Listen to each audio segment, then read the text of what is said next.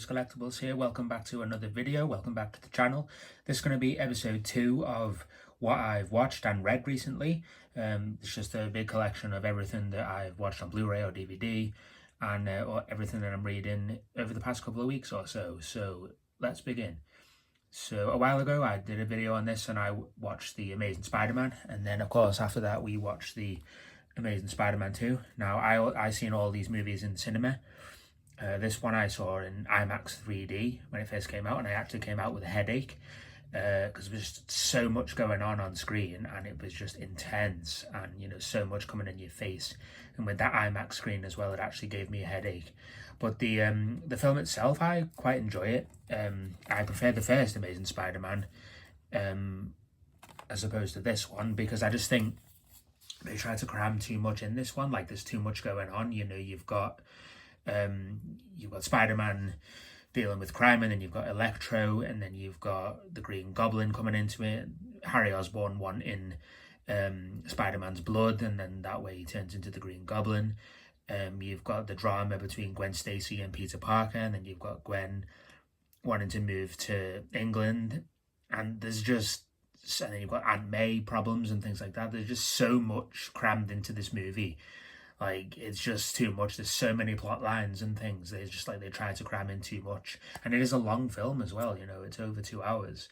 Nearly 2.5 hours, actually, I think. I do enjoy it. It's a great visual treat and a great spectacle to watch. But there's great visuals, great special effects, and great big action sequences. But in terms of the story, there's just so much going on, and there's so much to follow. I do just think they try to cram in too much. And then it sets it up for future films that never happened. So it's just one of those movies in the Spider-Man mythology that just kind of stops, and you're left kind of on a cliffhanger ending because you're not sure what would have happened next. I mean, I doubt Andrew Garfield will do another Spider-Man movie now. Even with this whole multiverse thing, I doubt it would happen. But great performances by Emma Stone and Andrew Garfield. I really love the chemistry between them because they were a couple in real life at the time making this movie. Unfortunately, sadly, they are no longer a couple, which is a real shame. But they do an amazing job in this film. And I don't mind this film too much. The Amazing Spider-Man 2 is a good Spider-Man movie. Just I prefer the first Amazing Spider-Man much better. And then I actually got around to watching Highlander on 4K. Now this was really good.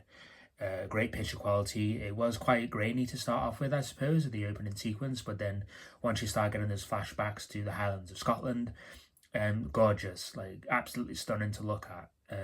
The great colour palette, the vibrant colours, and it was a real visual treat for the eyes. It was a really good experience. And it is a great movie as well. As you guys know, it's one of my favourite movies of all time. I absolutely love Highlander.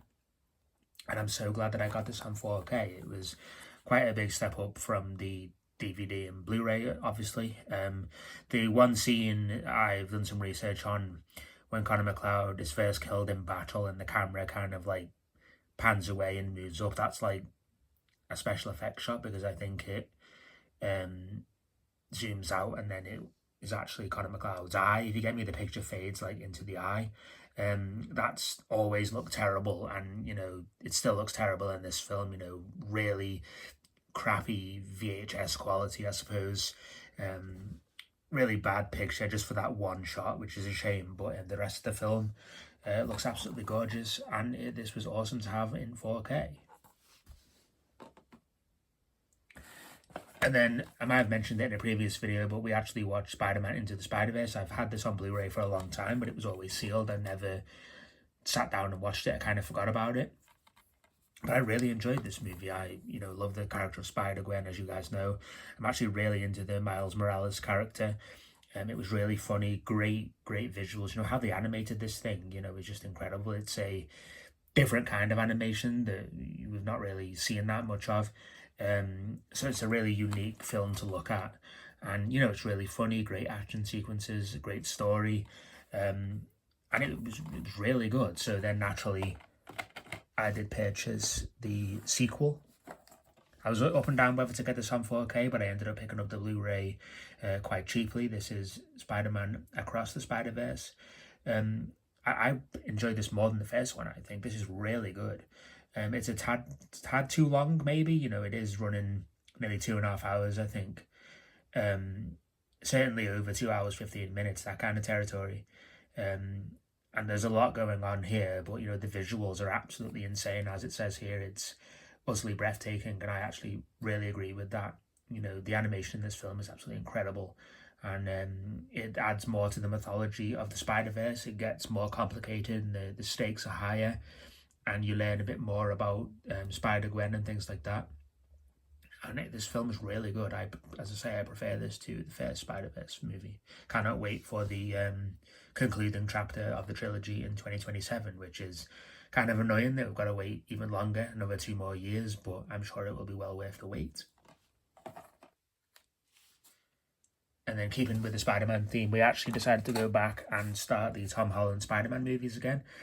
Now, I've had this Blu-ray like since it was first released. I saw Spider-Man Homecoming in the cinema, but I didn't really enjoy it that much. Back then, I wasn't that into the Marvel Universe, so I didn't really know the background that was leading up to this movie, and anything like that. This is obviously takes place after Captain America Civil War. Um, so I just kind of forgot about it and didn't really ever go back to it that much. I much more enjoyed the other Spider-Man movies. But it's not a bad film. I do quite enjoy it. We just watched it the other night. Tom Holland is actually a great Spider-Man. I think he's actually closer to his comic book counterpart, in my opinion. Not really a big fan of the Vulture as the supervillain, to be honest, but that's just my personal preference. But you know, it's great that Tony Stark is in and out of this movie as Iron Man, and you know, it's really funny. You know, it's good action sequences. Again, great stunning visuals, and yeah, I don't mind this movie. It's not my favorite Spider-Man, but it's not a bad film either way. It's still a good Spider-Man adventure.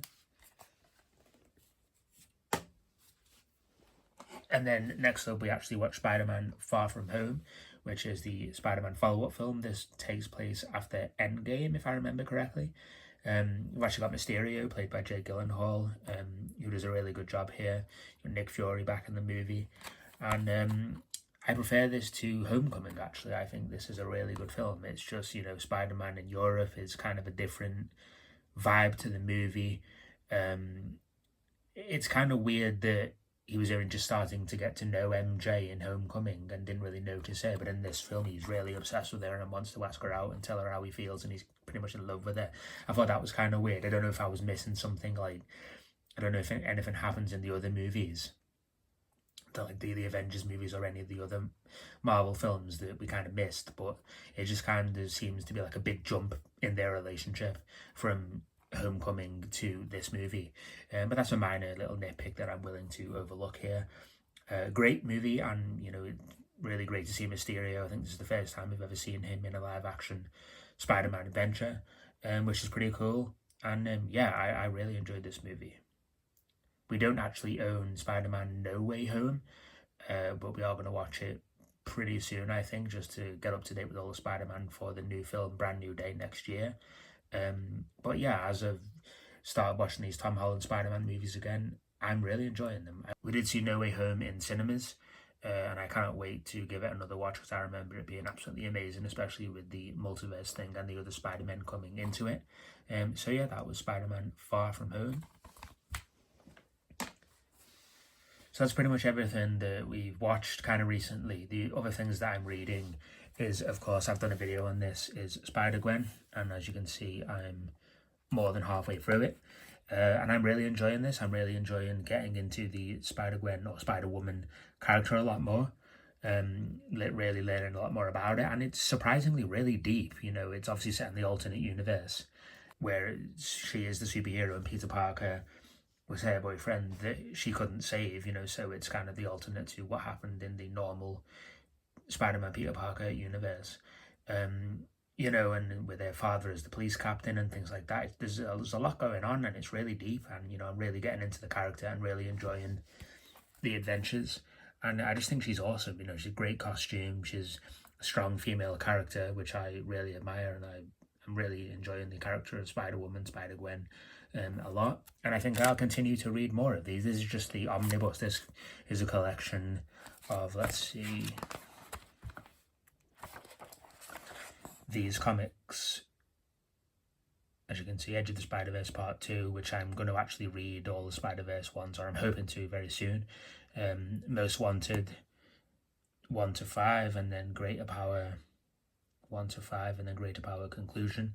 So I'm going to do a bit more research onto which other Spider-Gwen comics to read. And yeah, I'm really enjoying this at the moment. One I've also read in the past before is, of course, Wolverine Old Man Logan. This is the hardback edition. I think I've read this twice before in my life, and I've just recently started it again. I think I read the first story.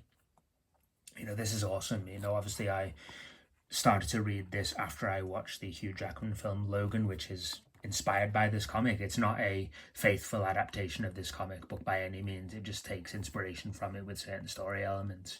But I really enjoy this. I really enjoy, its dark and gritty style. The illustration is absolutely incredible, and I just think it's a really great story. I'm all for like post-apocalyptic worlds where the heroes don't win, and they've just got to kind of hide and do what they can to survive, while all the villains kind of taking over the country or the planet or whatever it may be. But this is really intense. It's really deep, action-packed throughout, very, very gory in some kind of places. But I've really enjoyed it. I can never remember like too much about it. Like, it's been a couple of years since I read it last, but I do enjoy it, so I'm going to read this again, of course. So that's going to be it for this episode, guys, of what I've watched and read recently. As you can see, there's been a lot of Spider-Man and Marvel things in here. Highlander 4K was absolutely great. I do recommend picking that, guys, up, especially if you're a fan of the movie. And so yeah, this is just what I've been doing recently and what I've been enjoying. Thanks very much for watching, guys. If you enjoyed this video, please give it a thumbs up, and please consider subscribing to my channel. Please stay tuned for more up-and-coming videos, and I will see you soon in the next video.